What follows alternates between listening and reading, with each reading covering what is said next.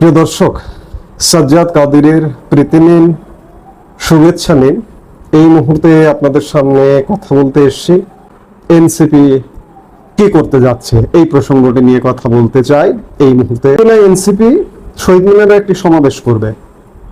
NCP কি করতে যাচ্ছে শুধু নয়, এনসিপি করতে যাচ্ছে এবং একই সাথে বাংলাদেশ জাতীয়তাবাদী দল বিএনপির ছাত্র সংগঠন ছাত্রদল শাহবাগে সমাবেশ করবে।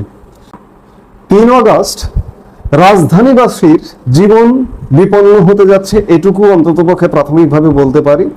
আজ থেকে 1 বছর আগে এই 3 আগস্টে এই যে সমন্বয়করা, তখন তো এনসিপি ছিল না, সমন্বয়করা এই 3 আগস্ট বিগত আওয়ামী লীগ সরকার পতনের ডাক দিয়েছিল। এই 3 আগস্ট ডাক দিয়ে 5 আগস্ট সরকার পতন হয়ে গেছে।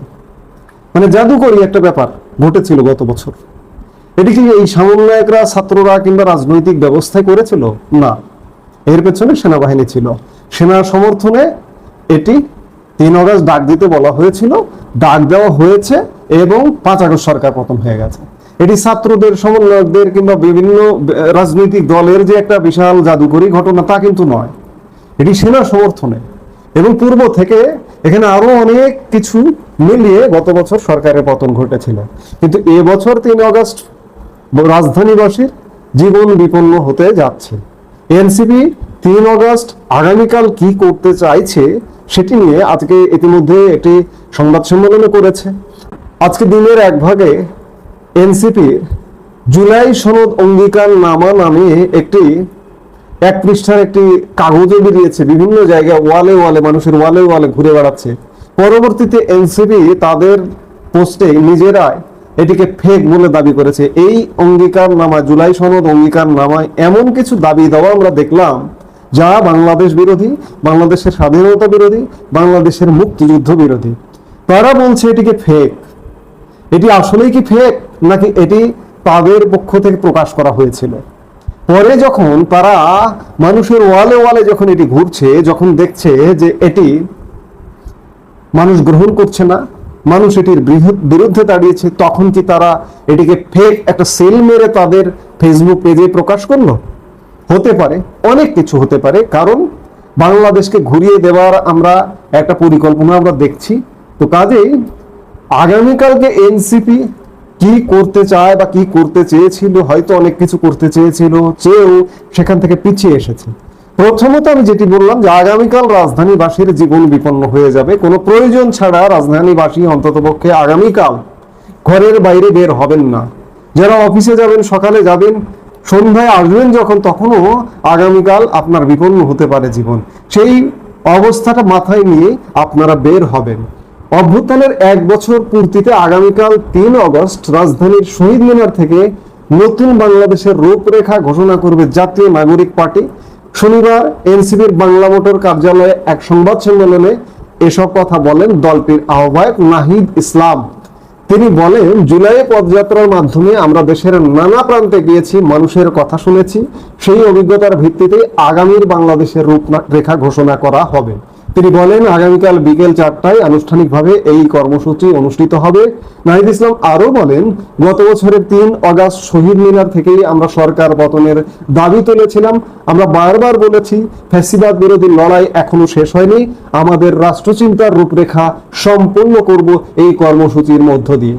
জুলাই সনদ প্রসঙ্গে তিনি বলেন, সনদের খসড়া আমরা দিয়েছি, সরকারও তাদের খসড়া তৈরি করেছেন বলে জেনেছি।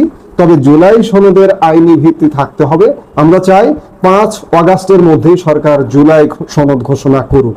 নাহিদ ইসলাম আরো বলেন, ঐক্যমত্য কমিশন এখনো বাস্তবায়ন পদ্ধতি স্পষ্ট করেনি।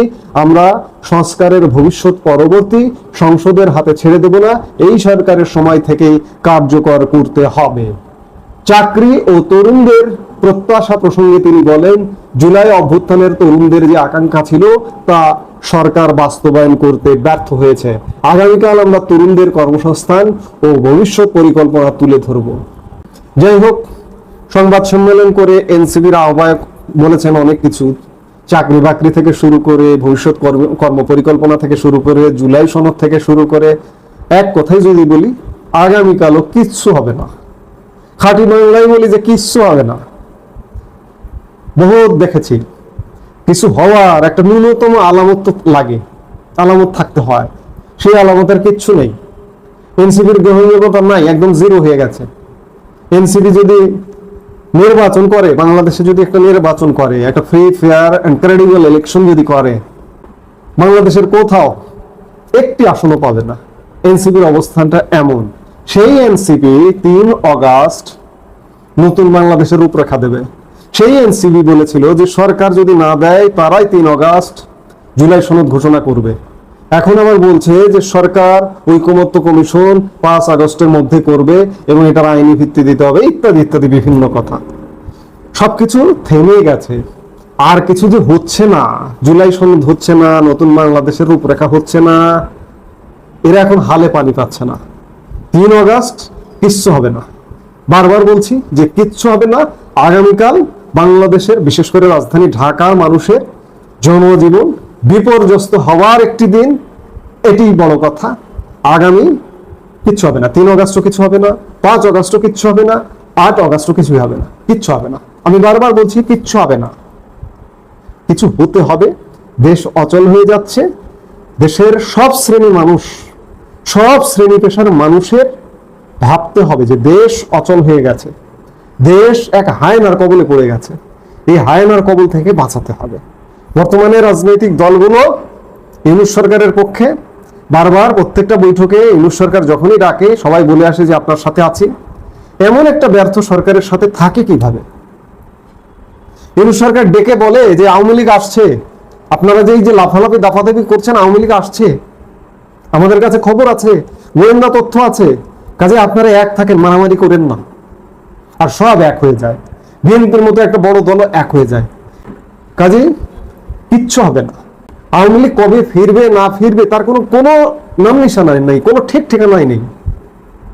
কিন্তু ভাই, মুক্তিকামী স্বাধীনতাকামী মানুষ, রাজনীতি যদি নাও হয়, একটা সামাজিক প্ল্যাটফর্ম হলেও বাংলাদেশকে বাঁচাতে হলেও সকল মানুষকে এগিয়ে আসতে হবে, সকল বিবেকবান মানুষকে এগিয়ে আসতে হবে, মুখ খুলতে হবে, কথা বলতে হবে। না হলে হায়নারা যেভাবে দখল করে আছে, এমন একটা অচল অবস্থা, এই অচল অবস্থার মধ্যে নির্লজ্জভাবে দখল করে আছে। কবে নির্বাচন দেবে, কবে কি হবে, কোনো কিছু ঠিক নেই। ওরা ভাবছে যে যেহেতু কেউ কথা বলছে না, কোনো জায়গা থেকে কোনো সাউন্ড উঠছে না, কোনো প্রতিবাদ হচ্ছে না, আওয়ামী লীগ তো চলে গেছে, আওয়ামী লীগ সহসা আসতে পারবে না। বর্তমান রাজনৈতিক দলগুলোকে শুধুমাত্র আওয়ামী লীগ এর ভয় দেখিয়ে ব্যস্ত রাখা যাবে। আওয়ামী লীগ আসলো না, এই রাজনৈতিক দলগুলো ব্যস্ত থাকলো, কিন্তু বাংলাদেশ কি এইভাবে ধীরে ধীরে গর্তে নেমে যাবে? নাগরিক সমাজের কণ্ঠ উচ্চ তুলতে হবে, নইলে বাংলাদেশ বাঁচানো যাবে না। রাজনৈতিক বর্তমানে যারা আছে রাজনৈতিক দল, তাদের উপরে ভরসা করতে পারছি না। আওয়ামী লীগ কবে আসবে সেইটাও ভরসা নেই। সেগুলোর অপেক্ষা করলে আর হবে না। বাংলাদেশকে বাঁচাতে হবে। 1 বছর হয়ে গেছে, এই 1 বছরে বহু ক্ষতি হয়ে গেছে। আপনি যদি আর 6 মাস সময় দেন, তাহলে কিন্তু বাংলাদেশের আরো ভয়ঙ্কর বড় ধরনের ক্ষতি হয়ে যাবে। কাজেই সবার জাগতে হবে, আগামীকালকে কিছু হবে না, এটাই শেষ কথা। সবার জাগতে হবে, কথা বলতে হবে, প্রয়োজনে রাস্তায় নামতে হবে, মাঠে নামতে হবে। এই যে অচল অবস্থা, এই অচল অবস্থা কাটাতে হবে। এই মুহূর্তে এ পর্যন্ত। সবাই ভালো থাকুন, সুস্থ থাকুন।